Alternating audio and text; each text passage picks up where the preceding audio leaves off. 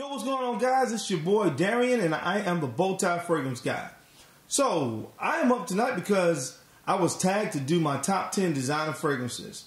If I can only have 10 designer fragrances for the rest of my life to keep and toss or get rid of the rest of them, what would I keep? Challenging video. Fun video, but challenging.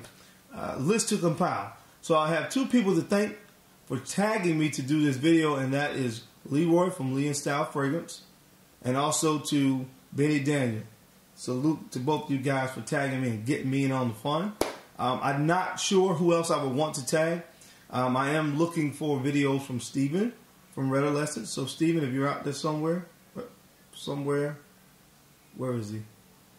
Steven from Red Adolescents, if you're out there, I know you've been tagged. So come on, man, we're waiting on your video, buddy.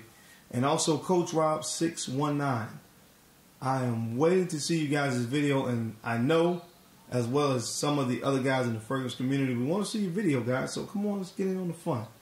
I do want to see a video also from Chad from A Gentleman's Journey. Chad, congratulations on your wedding.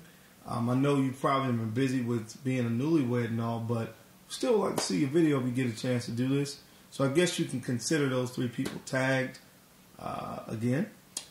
But anyway, guys, without further ado, let's jump into the video. And also, anybody else that's just kind of getting into doing fragrance reviews, and a lot of people just may not know who you are yet. If you want to cross this video, feel free to do it as well, because I'm interested in seeing what you guys' choices would be for this list. So anyway, let's jump into the list. My top 10 designer fragrances. If I could only have 10, what would I keep? Good question. We're about to find out what they are. Thanks. What's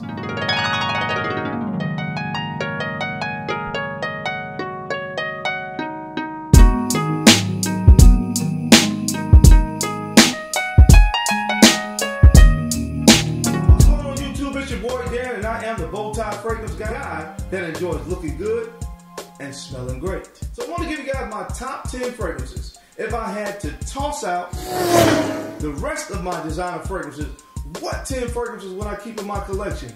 Now this was a very hard task because there are a lot of designer fragrances that I truly love. So this was hard for me. I went back and forth and took one in and put one out and put it back in. So I finally got down to 10. I did a video kind of similar to this a couple months ago, but there's different fragrances on this list. There may be a few that are the same, but there are definitely some different fragrances. My collection is always evolving.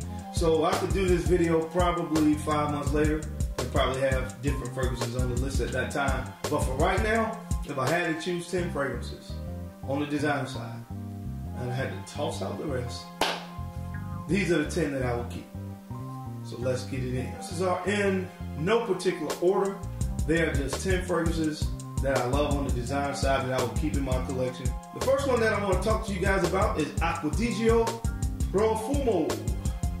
Now this is a result of taking the top selling men fragrance of all time, which was Acquadigio, and combining incense and patchouli. What happens? You get this modern day masterpiece. This fragrance is very mature, more mature than the original. I've heard some people say that this kind of reminds them of the original Acquadigio before it was reformulated. Reformulation happens, guys. Things are always changing, and sometimes they're having to take out some of the notes that really made it what it was originally. I don't know if that's the case or not, but what I can tell you is that this is a beautiful fragrance. I definitely would have to have this in my collection. When I took into account what fragrances I would keep, I had to consider my lifestyle. So this one would add some versatility to my fragrances if I could only have 10, because I could wear this to work because I dress up often, but I could also wear this in a lot of casual situations in a lot of different seasons. Again, the added notes of incense and patchouli give this fragrance some more versatility, and I really love it. So this is one I will keep in my collection. This is Acquadigio Profumo. This next fragrance is definitely not a stranger to my channel. The next fragrance that I would have to keep in my top 10 will be Pure Havana from Thierry Mugler. Now this one for me just edged out Pure Malt. This rich kind of cherry tobacco vibe that you get from this is one that I truly enjoy. Again, for me, just edging out Pure Malt, just maybe this much maybe. I really, really like it. So I had to have one in there, and I went back and forth about which one to choose. And again, this one just edged it out. So I definitely have to keep this one in my collection. It's so unique as it relates to my collection. Definitely a fragrance that is different from any of the other 10 that I have. And so when I want to go for something that's kind of different, something that's going to catch people's attention in the colder months, I want to have this one in my collection. So I would have to keep Thierry Mugler's Pure Havana. Yeah. I already know. Yeah. I know. Generic. Yeah. Whatever. This is some good juice right here. I would have to keep Bleu de Chanel from the House of Chanel. For what other reason other than the fact that it's just a great fragrance, guys. A lot of people say generic, but guess what? Generic to me translates to most other people in the world thinking that this is a great smelling fragrance, other than sometimes people that are in the fragrance community. That's what that means to me sometimes when they say generic, because this is a beautiful fragrance. I get a lot of compliments when I wear it. Again, this is another one because of what I do in my professional life. I can actually wear this with a suit and tie and it goes well. But I can also, again, dress this one down and I can wear it in just about all 4 seasons. Again, something that I took into consideration when choosing this list. So I would have to keep Bleu de Chanel from the House of Chanel. Ain't nobody dope as me, I'm just so fresh and clean. I will have to keep Versace's Manon Fraîche. This is so fresh and so clean. I'm an avid gym goer, and I had to have something in my collection that would suit that situation. But this is an aquatic fragrance, but it also is kind of spicy. It also has some musk. I think there's musk in here as well on the base. Just a very overall great fragrance to wear in the warmer months. Gives me some versatility there as it relates to settings that I can wear this in. So because of this is that fresh, out of the shower fragrance that again I can wear to the gym, I had to have this one in my top 10. If I could only have 10, this is Versace Manon Fraîche. First on my list comes from the house of Dolce & Gabbana, and this is Dolce & Gabbana The One, EDT. Now for me, of course, you can kind of switch this out, EDT, EDP, kind of the same fragrance to me, maybe an hour or two increased performance. But for the sake of this video, we're gonna roll with the EDT. This is that tobacco and kind of orange fragrance. This is one of the best smelling fragrances as far as just scent alone in my collection in the designers. So I just had to have this on the list. It would not be complete without Dolce & Gabbana The One. And again, this one is the EDT. Woo! The next fragrance on this list is a floral fragrance, but it's also kind of spicy. I call this one Mr. Versatility for me. I love this fragrance. My sons love to wear this fragrance. This is Burberry Touch from the House of Burberry. Couldn't have this list without this fragrance. When I'm getting up early in the morning after I shower and I want to run to the barber shop, I can throw this joint on. When I'm going to the gym, I can throw this on. When I'm going to work, I can throw this on. You get the picture. Very versatile.